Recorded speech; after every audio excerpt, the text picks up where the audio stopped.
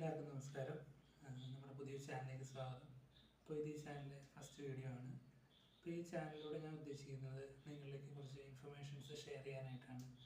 പ്രധാനമായിട്ട് എന്ത് ഇൻഫർമേഷൻസ് ആണെന്ന് വെച്ച് കഴിഞ്ഞാൽ ബുക്സുകൾ റെഫർ ചെയ്തിട്ട് അതിൽ നിന്നുള്ള ഇൻഫർമേഷൻ. അതായത് ബുക്സുകൾ എന്ന് പറയുമ്പോൾ നമുക്കറിയാം നമ്മുടെ ഈ ഒരു ചുറ്റുപാട് ഒരുപാട് ഇൻഫർമേഷൻസ് ബുക്കുകളുടെ രൂപത്തിൽ അവൈലബിൾ ആണ്.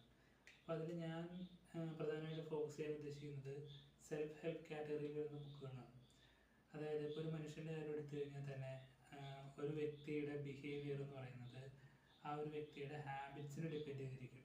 ആ വ്യക്തിയുടെ ഹാബിറ്റ്സാണ് ആ ഒരു വ്യക്തിയുടെ ബിഹേവിയറൽ പാറ്റേൺസ് ക്രിയേറ്റ് ചെയ്യുന്നത് നമുക്കറിയാം.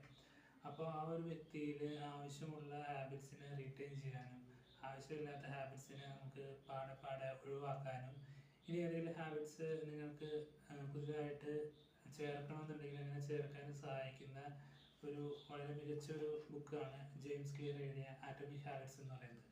ഈ ഒരു ബുക്കിൽ നിന്നാണ് നമ്മൾ ആരംഭിക്കാൻ പോകുന്നത്. അപ്പോൾ ജസ്റ്റ് ഈ ബുക്കിലെ ഓരോ കഥ വായിച്ച് വിടാതെ അതിൽ നിന്ന് എനിക്ക് മനസ്സിലായിട്ടുള്ള കാര്യങ്ങൾ എൻ്റെ ഒരു പെർസ്പെക്റ്റീവിൽ നിങ്ങളിലേക്ക് ഷെയർ ചെയ്യാനാണ് ഞാൻ ഉദ്ദേശിക്കുന്നത്.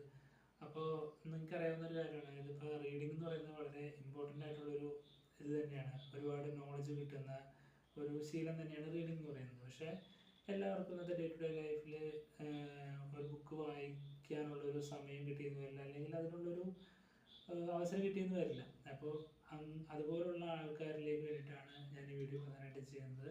അപ്പോൾ നിങ്ങളുടെ സമയം ഒട്ടും അപഹരിക്കാതെ ചെറിയ വീഡിയോസിൻ്റെ രൂപത്തിലായിരിക്കും നിങ്ങൾക്കിത് ലഭിക്കുക. അപ്പോൾ വൺസ് അഗെയിൻ വെൽക്കം.